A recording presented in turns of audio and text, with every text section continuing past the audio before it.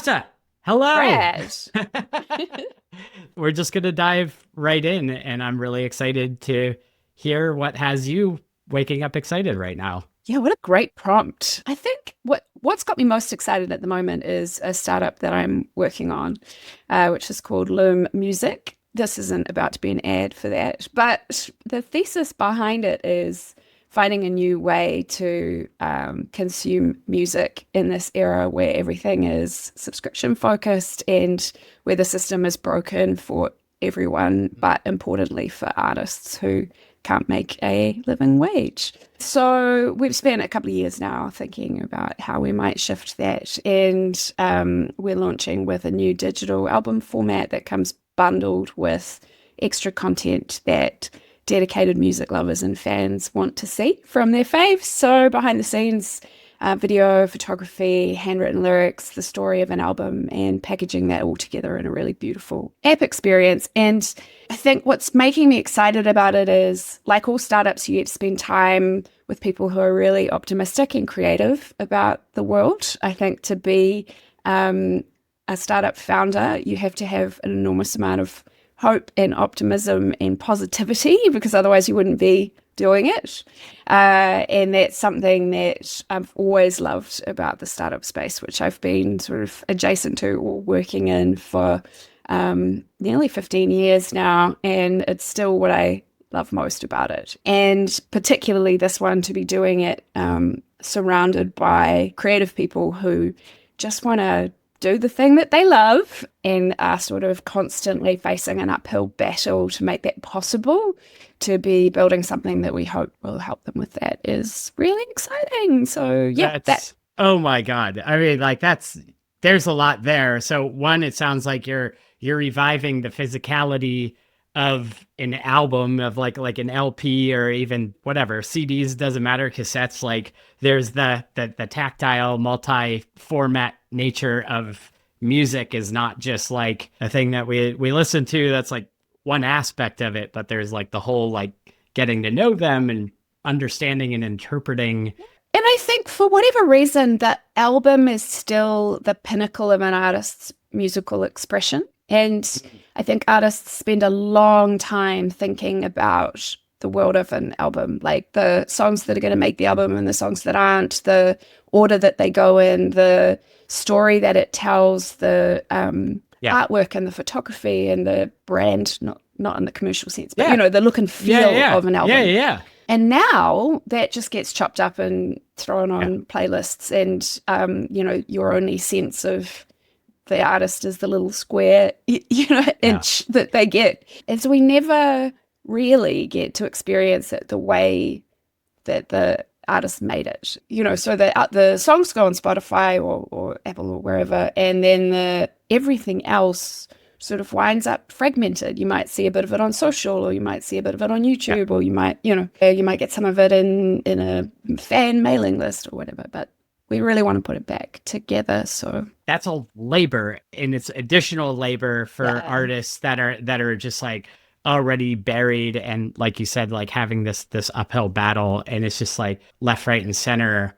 Any attempt to carve out a viable living and actually do things in an authentic and sustainable way, just like the rug just continually gets pulled out from under. And it's not working for anyone now. It's not working for artists, obviously, and hasn't been for a long time, but it's also now not working for labels. It's not working for managers. It's discovery is becoming impossible. The flood of AI generated music is making it impossible. Like, just everything about it is kind of wrong. But I think the other thing is, there's a real push online to talk about that return to analog. And I wrote a newsletter recently about distinction that I'm trying to articulate, because I think there's a real tendency to sort of push back and go, I'm just going to get offline. I'm going to stop using my phone. I'm going to return to touching grass and the physical world and listen to vinyl and whatever. And I really appreciate that instinct,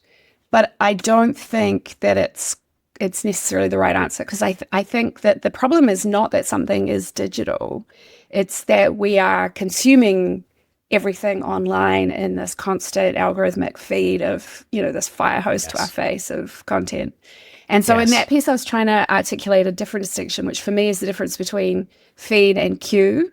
And I think things that you put in your queue, which might be a long form article that you bookmark, or it might be an audiobook that you've been meaning to listen to, or a long form podcast or whatever, those can be slow, intentional experiences. And so for me, the distinction isn't between digital and analog. It's between feed and queue. It's like the things that are being thrown at me versus the things that I have chosen to experience. I love that distinction, that kind of feed versus queue. The biggest difference between that is like an intentionality. I am in control of my queue, and I am wanting and willing and hoping to watch this video or to listen to this song, and I am like intentionally making decisions versus, like you said, the fire hose to the face of just like, we're just getting blasted by this potpourri of just everything with literally no intention, nothing. It's just literally and with random crap. a real content whiplash, right? Because you're seeing a war crime followed by a reality TV final, followed by a fashion show, followed by a protest, and it's like our brains can't. We weren't built for that. Yeah. Ha ha ha ha! Holy shit! I've talked about it a bit before, and it's just like when you zoom out at this phenomenon that is now what is literally like how hours upon hours of most human beings are spending part of their day, that's depressing in its own right. What in that world is that doing to us, like psychologically? Like that is not healthy. And to think that it in any way that was intentionally designed, which they were, like that these products made their way out into the world. Like there's professional designers who have spent a long time creating this. It's truly baffling to me that if you were to just like kind of take a step back, and I do want to talk to you about this a little bit, it's like your history of kind of the world of online spaces and how it's kind of progressed and how we've gotten to this moment and then what we ought to do about it. Our corporate landlords have a lot to answer for in that sense. This has come about because platforms focused on engagement, and enragement is engagement, and they want to keep us still and scrolling. And I think a lot of that is about how these companies were established and funded. So there's a real sort of capitalist underpinning to that. I think the venture capital funding model rewards growth at all costs, and that the way that you achieve a hypersonic growth is through using these kind of dark patterns. So we can see how we got here, but I think it's not working for anyone. I don't think you meet anyone who's like, I love to discover that I lost an hour scrolling on TikTok. Yeah, but you touched on something though, like right out of the gate, in talking about sort of like startups, and I thought that was like a really fascinating thing. Is just like talking about like positivity and hope and an optimism. But I think that there's also something that you're really sort of touching on, and I think I really like admire in you, in that like there's a real responsibility and intentionality and like good values and good like kind of community driven values that isn't just about like hope and optimism. It's like, because what we've seen play out with the social media landscape and the internet landscape is like those people had plenty of hope and optimism for the hockey stick, right? Like for the hockey stick, for that infinite growth, for that hypersonic growth or whatever. So it's like, what are you actually like trying to like direct your hope and optimism at? Yeah, that's a useful distinction, because I think particularly at this moment when AI is making much more trivial, I think that the bros chasing the hockey stick everywhere now, like as a sort of shorthand for people who it used to be a mantra in startup life that ideas were easy and execution was hard, right? Like that it was very simple to come up with your brand new app idea, but actually building something that was useful and that people wanted and whatever was the complicated bit. And I think we're seeing a little bit of an inversion now because, of course, anyone can throw a prompt at Claude Code and Lovable and whatever and have something up very quickly, setting aside the ethics and the environmental impact and the, war profiteering and everything that goes with it. But execution has become more straightforward. And I think that means that what's going to should be the focus in the next phase is, okay, well, anyone could build something. So what's behind it? Like who are the team and what do they care about? And what is their domain expertise? And do they deeply understand this idea and the people that they're building it for? And I think when startups can become a dime a dozen, some slightly different levers are going to come into play. Yeah, there's going to be new kinds of disruption, I think. Yeah, just hard to agree on all those fronts. And I think that it's like my hope and optimism is that exactly what you're describing, like when all of this just becomes just so noisy, so whatever, that we're going to be flooded with everything. We're all, I think, collectively at a human level looking for human, real, authentic, good things to latch on to. They are like really like going to be like the life raft in an ocean of very, very, very noisy, competing like slop. I've been writing a lot over the last year about what discovery looks like in a post-search era, because we know that search is broken now, like at its most simple level. If you want to buy a new kettle, you can't just search best kettles on Google, because the first 30 pages will be AI slop. And so we have to return to a human element. And I've been doing this series of interviews on my newsletter called Curating the Curators, where I've been talking to people who write curation-based newsletters or blogs or sites, because there's something really interesting to me about the rise of the newsletter, not so much in the people pumping out their hot takes, but the people who we subscribe to or we follow because we trust that they're going to bring together and curate an interesting series of links or articles or thoughts on a topic. And that to me is really reminiscent of the early web, because those of us who are decrepit and ancient remember the web before search engines. And in that era, we relied on human curation. Justin's hot links from the underground was how we found things.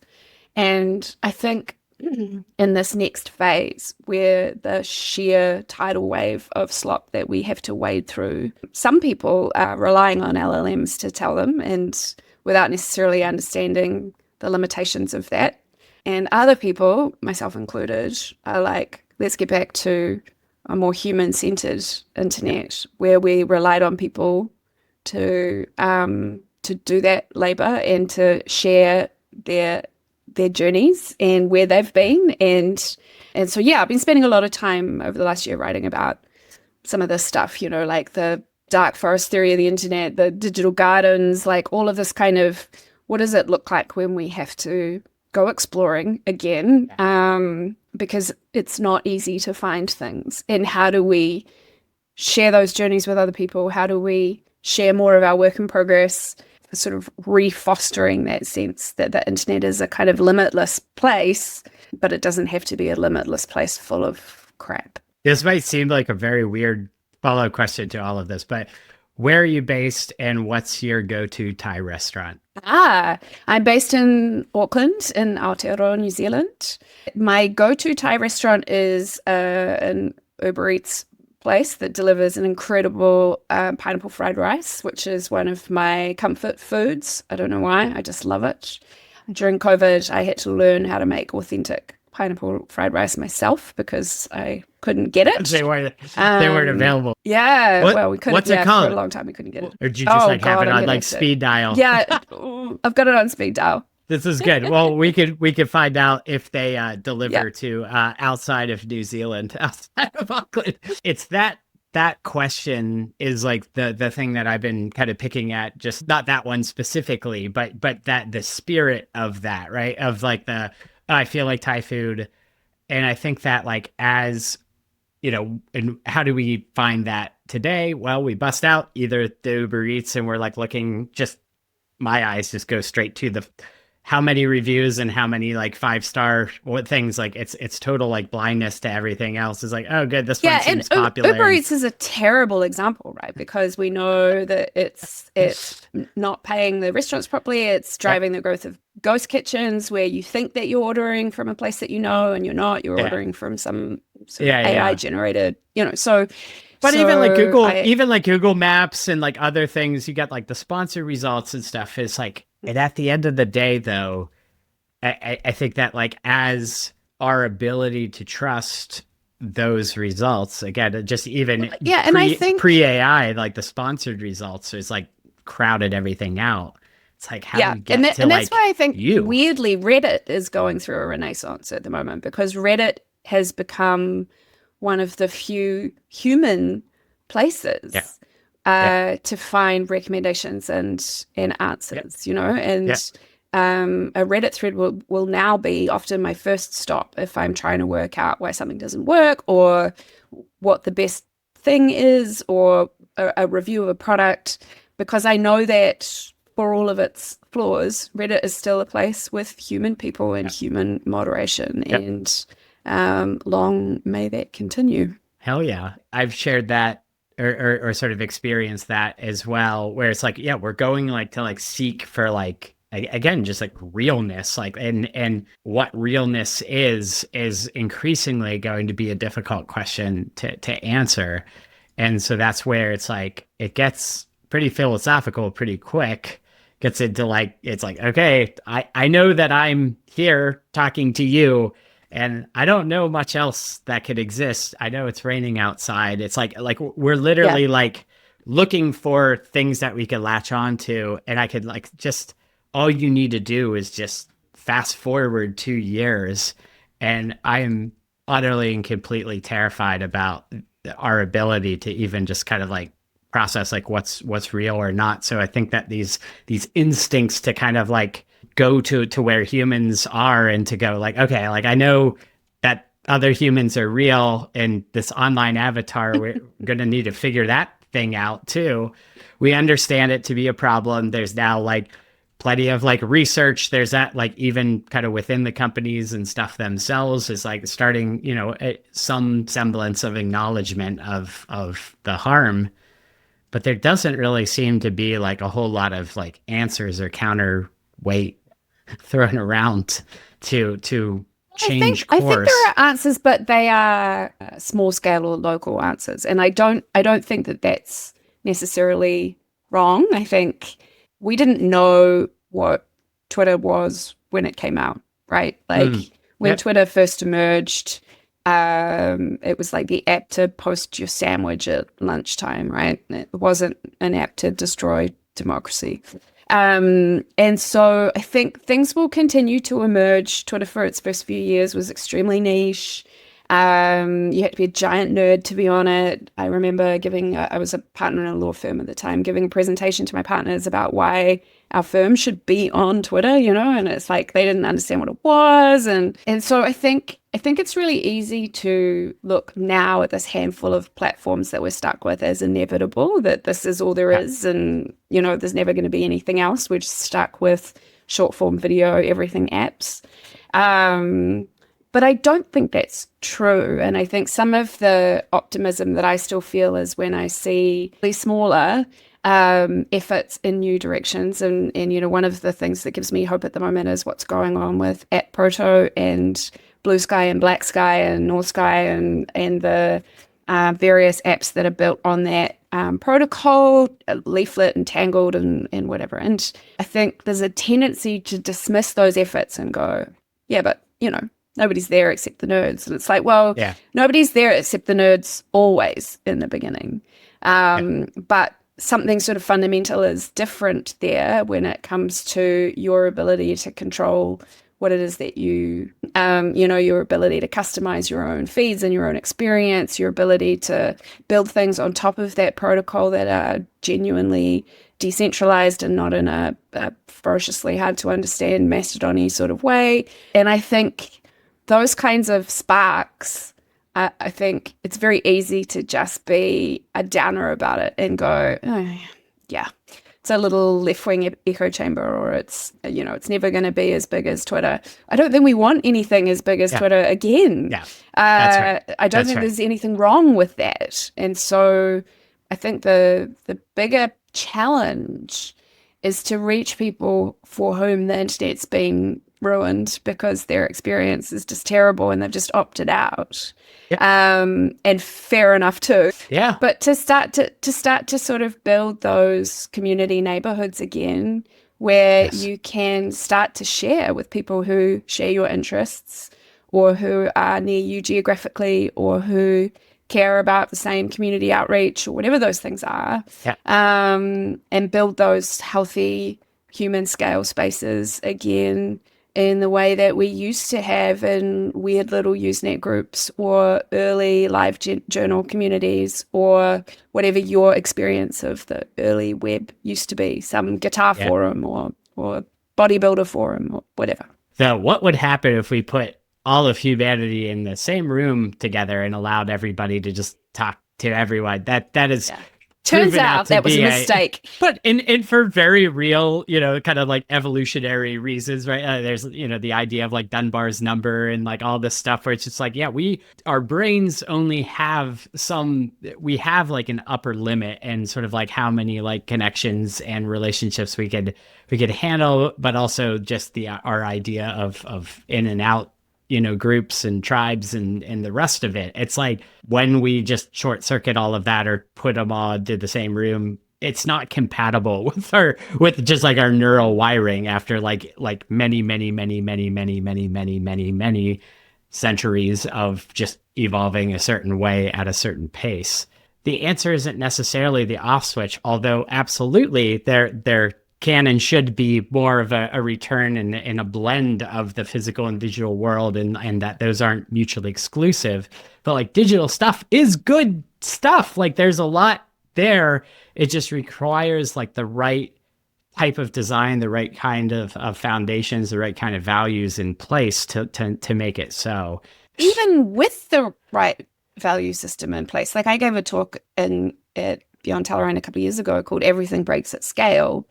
And my thesis in that was like, best will in the world. Like scale is just a terrible thing to happen to you, because anything that happens fast and at those sizes, is going to produce these results. Like we just can't. So, you see a company like WeWork grow from sort of 10 people in a office to tens of thousands of employees at a festival style retreat, and you go, of course that fell apart. How can how can you build a company that quickly, that large, with good HR and good leveling and good team culture and good, no. You see the same thing in the growth of mega churches, for example, starting with ultimately great values, but fast growth, heaps of people. Nobody's got an eye on culture. Nobody's got an eye on whether people are being protected and supported. So I think obviously values are important, but I think scale does something irreparable that just kind of poisons whatever it is you're trying to do. As you're saying this, the fact that you're in New Zealand becomes very apparent, and because I feel like New you think Zealand, I've got tiny country syndrome? Well, no, but my understanding is that because of New Zealand's just location, history, the whole 9 yards, ecology, there's like kind of an attitude towards there's a finitude to, you can't explode your population to like billions upon billions of people. You can't do. I've always understood you all to have to care more about sort of sustainability and like what you're allowing in, and there's just like a little bit more thought to it, just because of the nature of in shape of your country. I don't know. Is that wrong? I might be wildly off the mark. I think there is something to that. I think our isolation and our distance and our population size does probably put some sort of different fences around what we do. And I think probably we saw that most keenly during COVID, when we took a different approach to everywhere else in the world, pretty much. So yeah, I think there is something to that. Hypergrowth is something that is a pretty recent phenomenon. The idea that you can be global from day one, which is a phrase that gets kicked around here a lot. It's like, if you're going to build a company in New Zealand, there's no point in building it for the New Zealand market because the New Zealand market's too small. So you have to build something that's capable of being global right from the start. And I think there's some pluses and minuses with that, as we've discovered. Maybe we don't want to build things that are global from day one. Maybe we want to build things that work on smaller scales and are built for specific communities or for specific purposes, rather than trying to be everything to everyone. And I think, when you think about design choices, I wrote a piece last year about the design of the Everything app, because I feel like even just the look and feel of our platform apps, they're becoming indistinguishable. Like if you look at the front page of your Spotify app, it's audiobooks, podcasts, video podcasts. They're now moving into selling physical books. It's like the reason you went there, which was music you loved, is increasingly buried under a torrent of other things. Substack the same, like a platform that begins as a place for independent writers is now video content, social media style, short form posts. Now they've got Substack TV, which is a chat show, it's, and so the motivation to keep everyone on your app for as long as possible sort of produces this blandification of the apps so that they're all the same. And, I don't think that's what we want. We want to, there's a reason that we resist chain experiences, chain restaurants or chain bars, except when we need sort of, the reliability of knowing that a Big Mac tastes more or less the same everywhere. And the reason we resist that is because we want personalized experiences. We want a neighborhood feel or a local feel or a great pineapple fried rice. We don't want it to feel the same everywhere. Yeah, I love that corollary, like, to the physical world. One of my favorite articles of all time, written by my friend Rachel Andrew, called The Small Shops of the Web, or something to that nature. And at the time, she was working on kind of like a small scale content management system that was like a paid thing. She describes that street, right, with those local restaurants, so with the local butcher and with like the local bookseller and with like that. The local butcher doesn't want to scale to become also a bookseller all of a sudden. Oh, by the way, like here's our suite of barbecue gear and it's like, no, how about we all just like coexist? And it gets I think like what you're touching on are like kind of two things that are front of mind for me, is just like a wholesale rethinking about growth in general as like a desirable thing, growth versus sustainability. Like we want to sustain the local butcher shops, we want to sustain the local bookshops, and yes, there needs to be like enough of a money coming in to keep those lights on, but like the growth isn't good in that case, right? Like we want to sustain that like healthy. And then there's also this idea of competition versus collaboration, and I can't stress enough just like how unhealthy I see like any, really, as time goes on, aside from like sports, I like competition is so incredibly awful when it comes to doing things that are meant to, like, we're all the recipients of people competing against each other, countries competing against each other, companies competing against each other. We all get a shit experience as a result of it. So it's like we need to figure out right quick how to start actually like collaborating with one another to realize, oh yeah, like maybe I shouldn't be the bookseller, and I should we should figure out how to like kind of feed one another. And that's what you see with like a vibrant main street like that has the things like, yeah, you go to that street and you're going to wander up and down the street and you're going to have a charming experience, a diverse experience. And it's the entirety of that charming main street, not one particular shop that is contributing to the charm and to the ecosystem. To continue that physical world analogy, those vibrant neighborhoods don't happen by accident. It requires a whole bunch of infrastructure that underpins a great neighborhood, and that requires human-centered governance. It requires sort of long-term thinking. It requires a whole bunch of stuff. And so when you pull that analogy back into the digital world,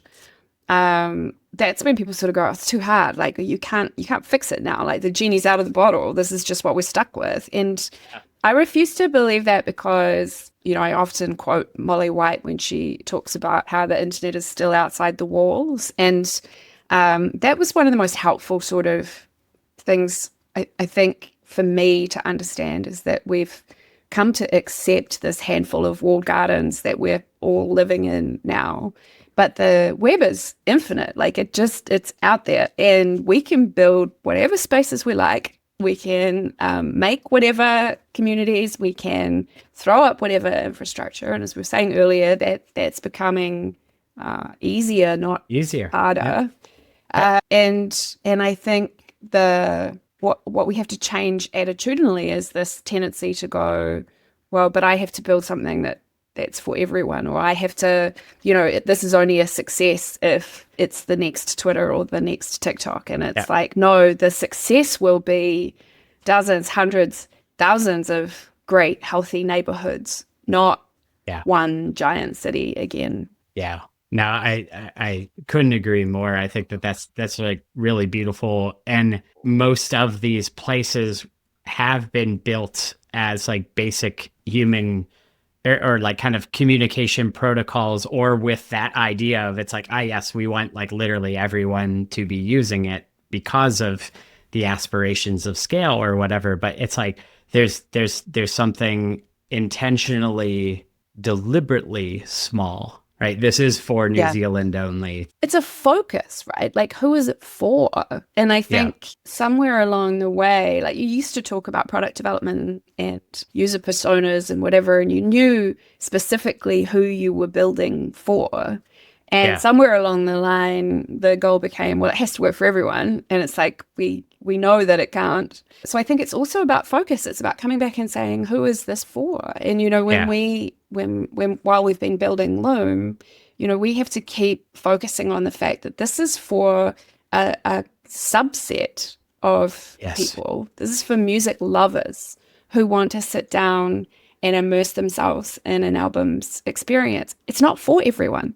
And, 80-90% of people will continue to put on a Spotify playlist in the background and be perfectly content. I do that, summer afternoon, and you chuck on Ibiza lounge tracks, whatever, because all you're looking for is that background music, and you're not sitting down to immerse yourself in an artist's work. So maintaining that rigid focus, like, who is this for, I think is really key. And along the way, we sort of decided that, it had to be for everyone, and you can't build that way. And the products that come out the other side of that process don't work for anyone. Like, as you're talking about like music, it's like, oh, like you're building a product that is a kind of a representation of what actual music is. Most successful music is successful in the sense that successful music is something that I feel like is a true reflection of true expression of the human beings who created it. Not commercially successful, not like anything like that. The goal with that, the goal is truth. The goal is authentic expression versus, is me adding that quaver to my voice going to sell some more copies? The thing, like, that's not it. Last night I was lucky enough to go and hear a New Zealand musician, Julia Deans, perform her new album through for the first time. And it's, I guess it'll be out by the time this drops. And it's about her journey with cancer. And it is an incredibly personal, moving album that is telling a story of a really difficult time in her life.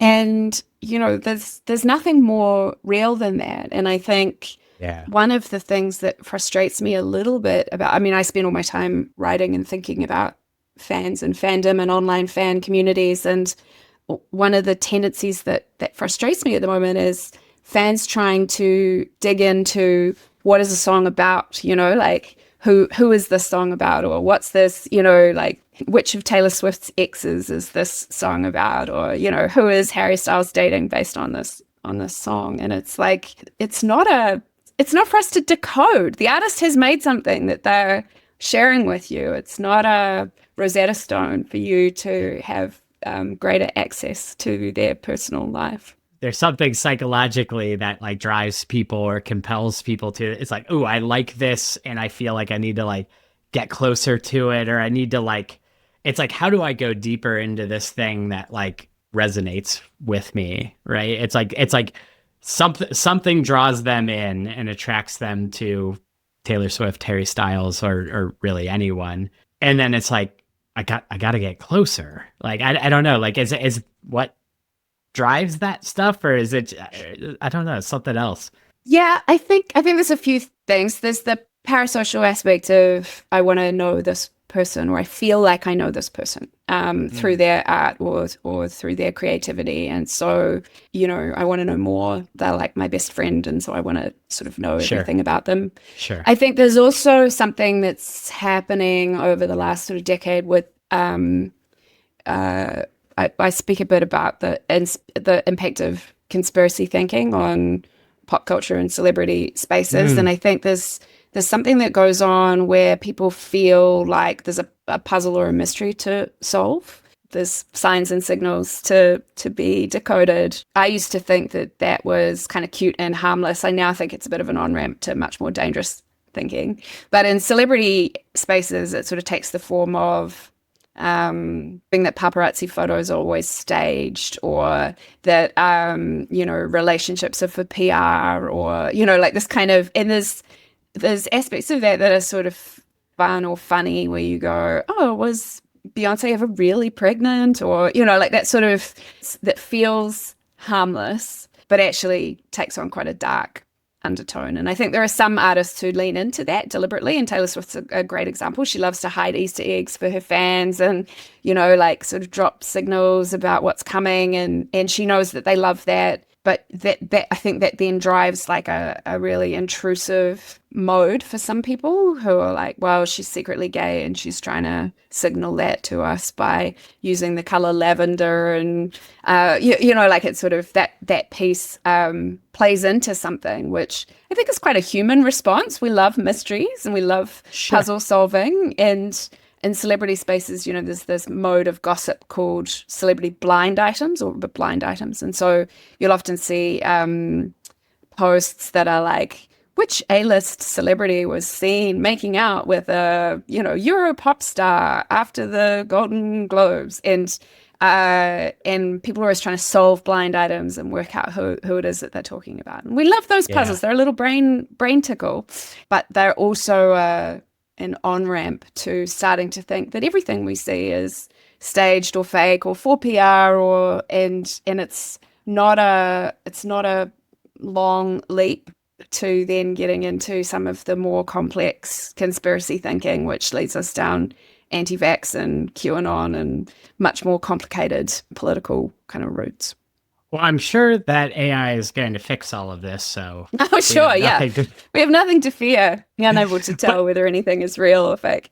It's like those things. Like it's always weird to be like, oh, yeah. When it comes to that, like celebrity culture, it's like, oh, poor Taylor Swift, and like people are like, ha ha ha, and it's like, no, like, man, that's a hard life, but also they're kind of like the canaries in the coal mine for what's kind of coming for us all.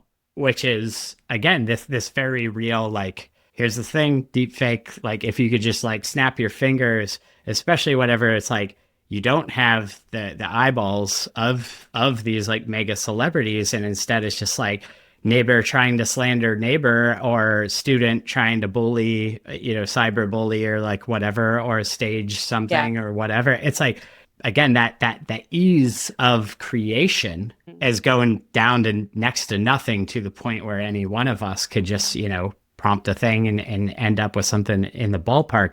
And fast forward a year or two, whenever it's just like no noticeable differences in the fidelity. I think that works both ways, right? Because we're also going to see people who have done things wrong claiming that the evidence of their misdeeds is fake as well. It's like we're not far from people saying, no, I wasn't in the Epstein files, it was a deep fake. So like there's obviously there's a lot of danger that underpins all of that. And I don't know what the right answer is. I think we are seeing some promising signs around digital literacy coming out of Finland. Finland is always a great place to start. I don't know what it is about the Finns, but they seem to have it under control. But they're having real success in their schooling programs with teaching kids from the youngest age to start to understand what they're being fed and why, and I think the rest of the world just needs to catch up in terms of that kind of teaching kids defense against the dark arts. And unfortunately, the Western response at the moment seems to be, well, why don't we just ban kids from using the internet, which is a terrible idea. So, it's going to take a little bit to get past that moral panic that's going on at the moment, and for people to realize that age gating the internet only doesn't affect kids, and for a few large-scale data hacks to reveal everybody's personal information signed up for porn sites, and then maybe the pendulum will swing back the other way. So we'll see. Yeah. I think it's like that's like kind of like a through line of our conversation so far, is like the answer isn't necessarily just like things are bad, we need to hit the off switch. And it's like, that's one, impossible. In a lot of respects, it's like there's obviously, you have like personal agency, just as in like carry a lot of the stuff over to things like the decision to be vegan or not. For instance, it's like plenty of amazing reasons to be vegan, but to just be like, everyone just needs to be vegan and then like we'll get out of this. It's like, dude, like that's a great idea, and it's like, and best of luck to you trying to convince the world. But like at a personal level, sure, if you want to like throw your phone into the ocean and go back to the earth, good on you, and you'll probably be healthier, probably. But at the same time, that's not feasible at a societal sort of scale. It's not feasible at a societal scale. And also I think it gives up on the amazing things that come out of being online. So, I find zealots for the only touch grass mantra annoying, because I'm like, fine, your screen time is 30 minutes a day when you allow yourself, good on you. But I still think you're missing out. Do I have to work harder to consume the internet in a healthy and ethical and fabulous way? Sure. Can I see lots of things we could improve to make that easier for people? Absolutely. But I'm not giving up on it. I still experience so much joy and connection and curiosity, and I learn so much every day that I think turning your back on it is not the answer. I couldn't agree more, and I love how you said it earlier. It's like those early years and building block years of the web, as people are first getting online, figuring out what it's all for, the literal like principles that the World Wide Web was founded on, and the fact that it was founded through CERN and not through like a commercial entity, although there's plenty of stuff like around that and whatever. But it's like this stuff is built at a bedrock level, the web is, on like some of the loftiest and most hopeful and optimistic and beautiful, I think, ideals and values that humanity can aspire to. And I think one of the biggest challenges with behavior change in this way is we were both in Berlin at the end of last year, and one of the things I did at that conference was interview my good friend Lucy Blackiston, who runs the Gen Z media empire, Shit You Should Care About. One of the things that was new to me in that conversation, she and I obviously talk about being online all the time, her pointing out that for those of us who remember the early web, can see a path forward for something different because we remember what it was like.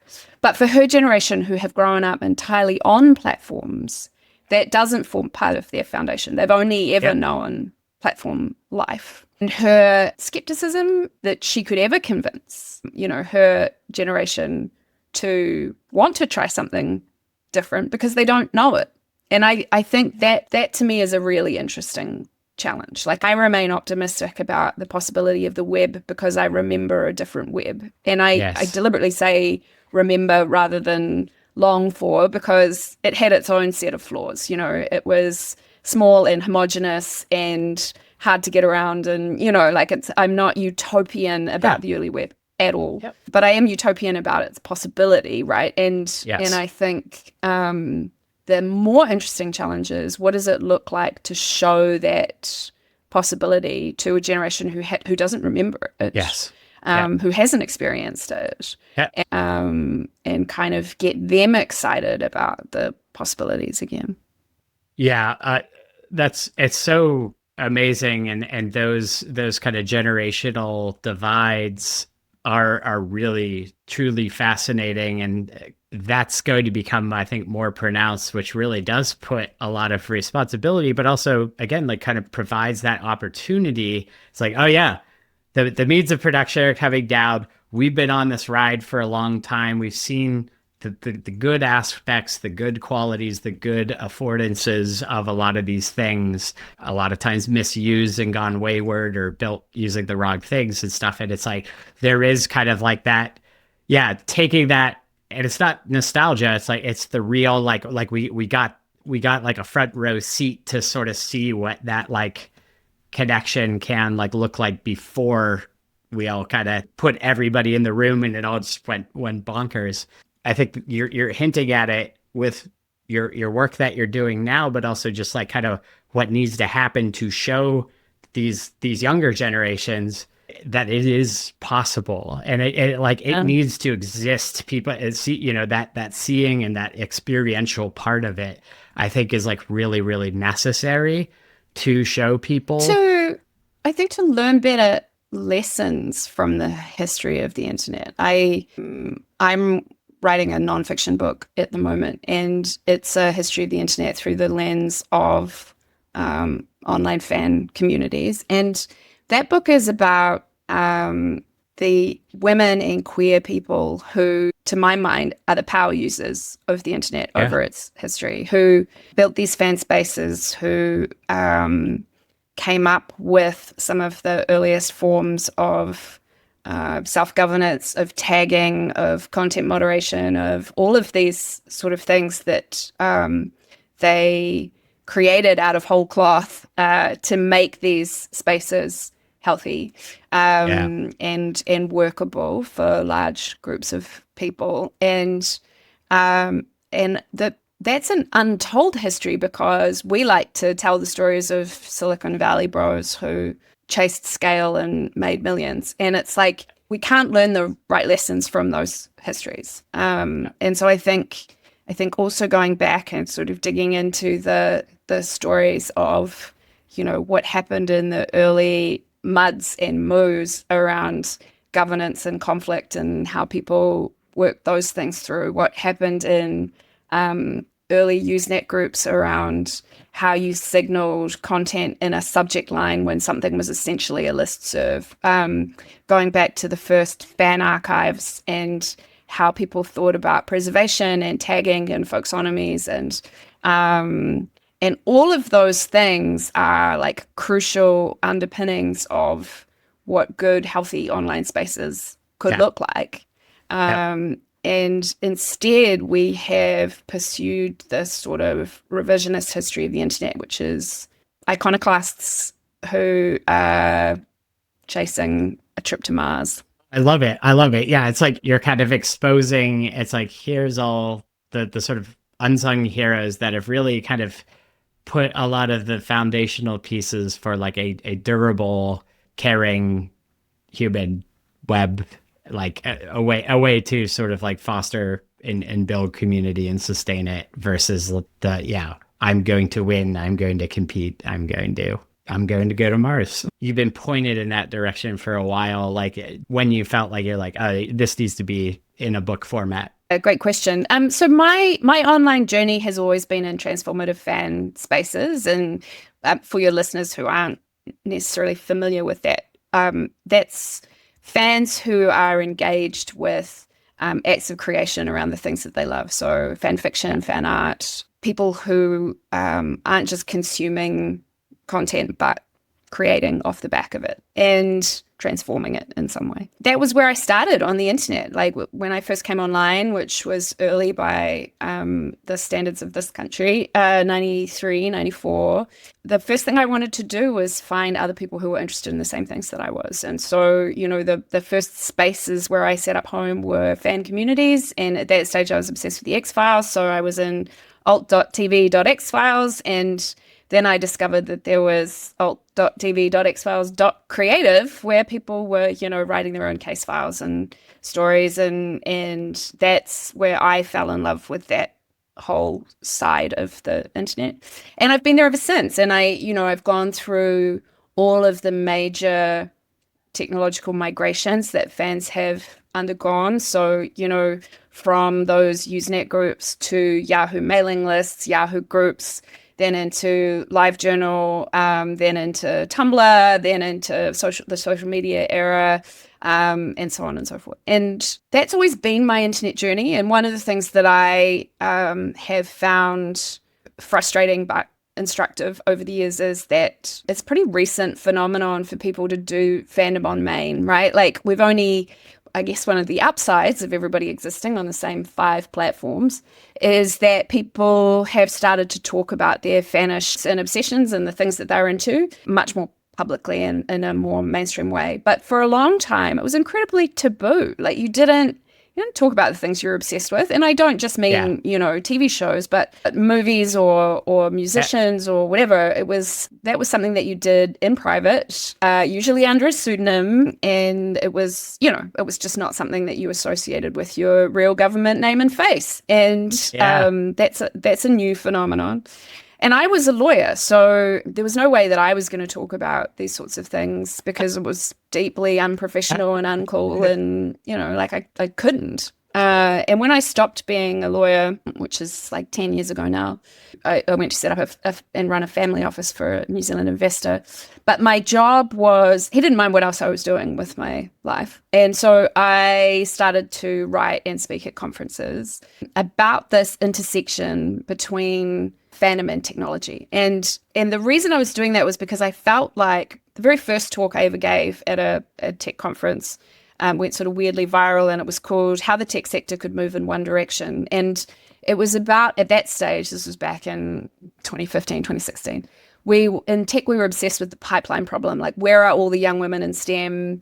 You know, the reason these companies are full of beardy white dudes, no offense, is because, you know, we can't encourage young women to study STEM subjects or whatever. And we now know that that was not the problem. But at the time, that was sort of diagnosed as being the problem. And I gave this talk about how part of the reason that we couldn't find the young women in STEM was because we taught them that what they were doing online was embarrassing. And in actual fact, you know, hundreds of thousands of young women were glued to their computers 24/7, and they were teaching themselves to be community managers and video editors, and they were making gift sets, and they were designing websites, and they were doing all of the things that, had they been young men doing it in pursuit of, I don't know, knocking out their first app, would have got them hired at Google.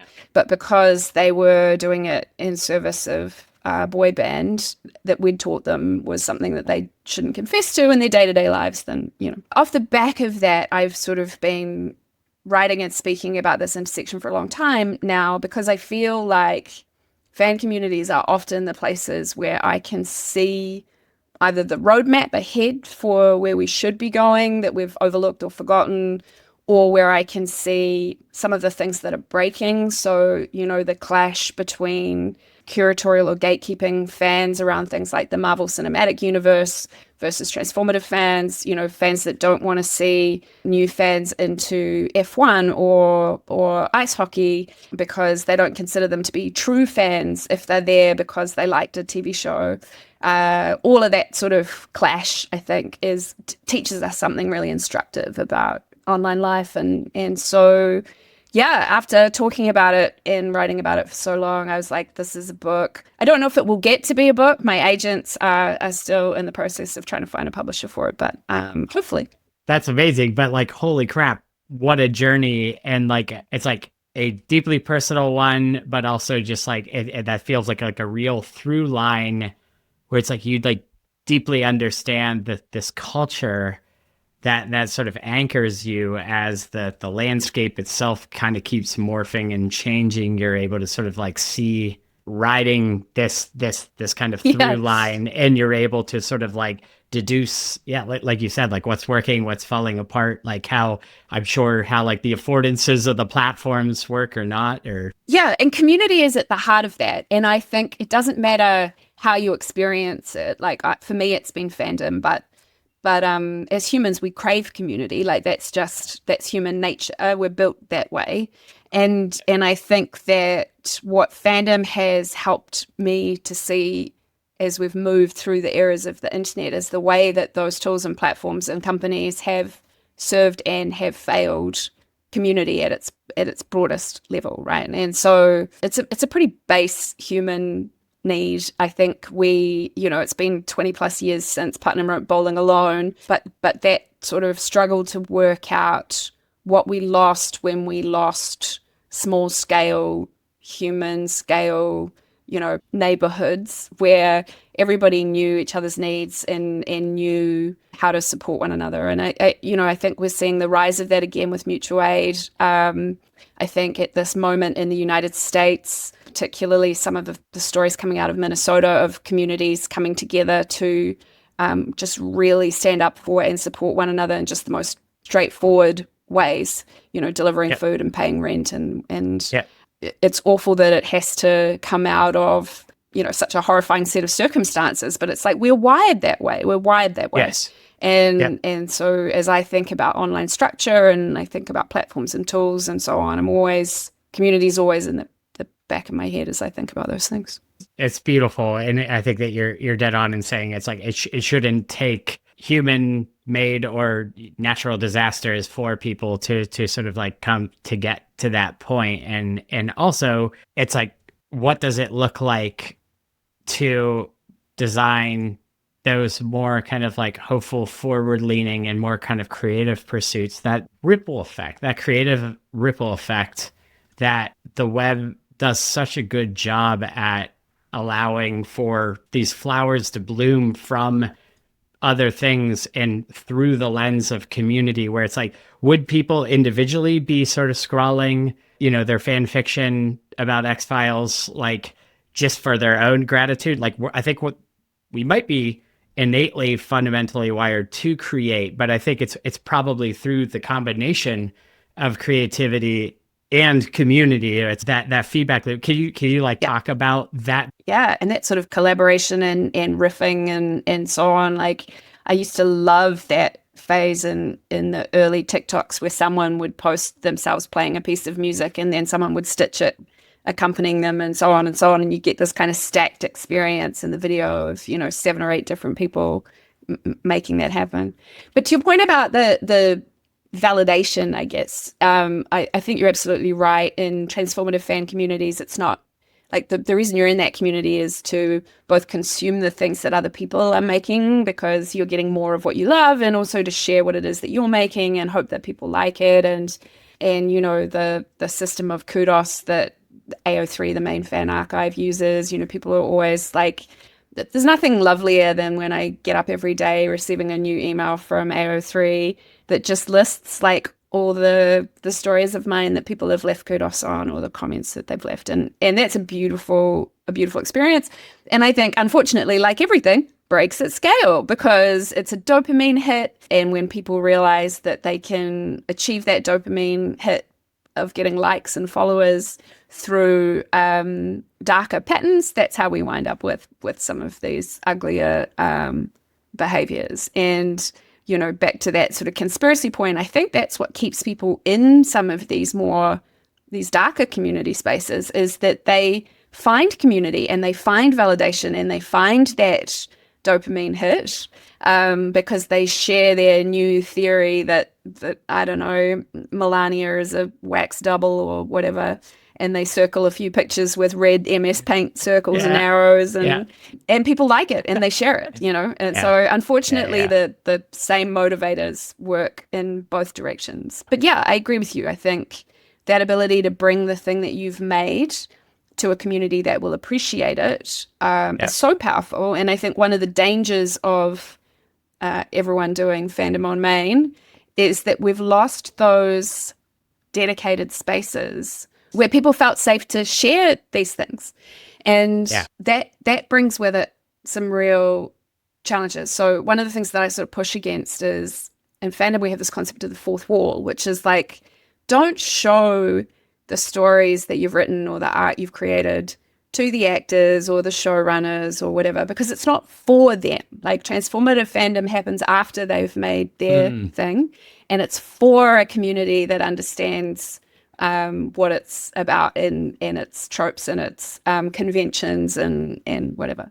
But of course, the problem is now fandom's destroyed that fourth wall. Like, everything's happening on TikTok. HBO is hiring fan editors to make trailers, and actors are constantly being asked about the fan fiction that's written about them and so on. And we can kind of rail against that as much as we like, but I think we've probably lost that battle. But maybe it's like there's room for, it's like all of the above. I know that it's in some way, shape, or form. It's like, it gets fuzzy to the point where you will like dilute the purity of like the thing or whatever. But at the same time, like there's something to pluralism as like a concept to kind of like lean into a little bit, which is just like, oh, okay, like we don't need to like necessarily like agree on these things, that there's like a lot of room under some general umbrellas.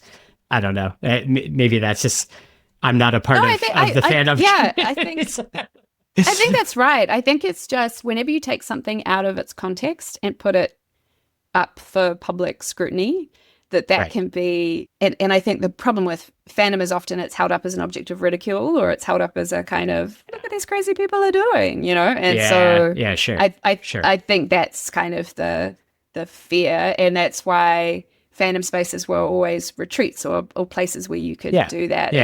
And I think those spaces remain important. And it's one of the things that I hate about the social media bans for teens is the internet has always been a place for young people to explore questions of identity, of, you know, whether that's sexual orientation or gender, or even just the things that they like and are into. And it's where they can find their communities, which may not exist geographically, locally in their school system.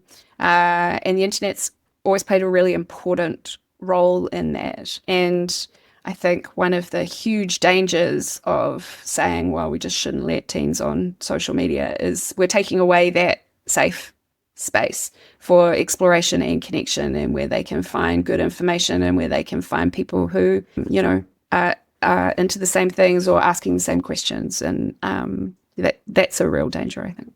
Yeah.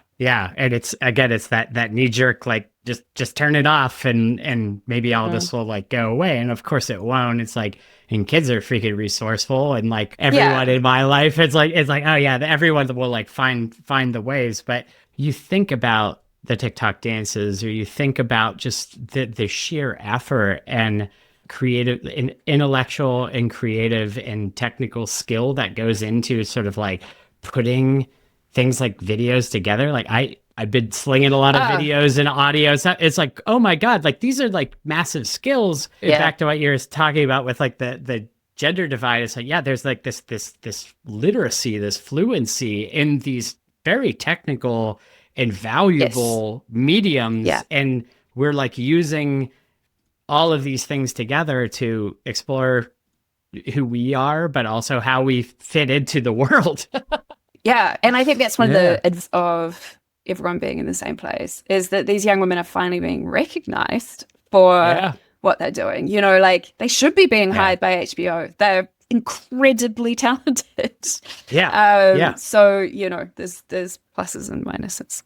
Amazing. Well, I mean, I think that this is great. I think that like we've covered, it's like there's the spirit of the web is still here, held in the hearts of the people who have been online for a long time, and there's a real challenge, but also a real opportunity to kind of like reclaim some of that real, authentic, community driven, like human led, like deliberate, intentional, good creative spaces, and to carve that out, maybe at scale, but probably not. And just looking for those opportunities to sort of like not necessarily like, yeah, like hit the off switch, but rather like how do we educate, improve, and kind of show a better way. Like that really, to me at least, like kind of like that's my own personal instincts have kind of gone there. It's just like, it's one thing to just kind of, anybody could throw out some commentary like, yeah, this all sucks.